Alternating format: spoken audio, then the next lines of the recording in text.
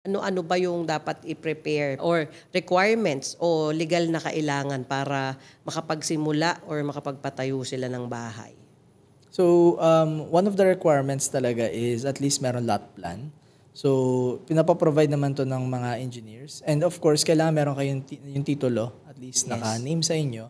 And then there's a technical description kasi doon sa usually yun yung para mga Yung lot lagi bearings. oo, Para lagi malaman mo kung hinahanap saan yung nyo. muhon. Oo, tama. Yan. At least alam natin kung saan lang yung boundary ng property. Doon lang kasi tayo pwede magtayo.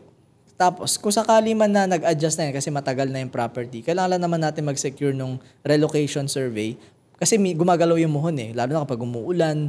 Siyempre, gumagalaw yung lupa pag bumabagyo. Minsan ginagalaw rin ng tao. Minsan sinisipa rin ng mga tao. Parang bawal yun na. Oo nga Pero eh. tama yan, tama. Gumagalaw talaga yung muhon, yun yung sinasabi nila. Pero kapag renelocate ng survey, malalaman mo na hanggang dito lang pala. Kasi baka mamaya noon, nasasakop mo na pala yung sa property ng kapitbahay mo. Those are the documents.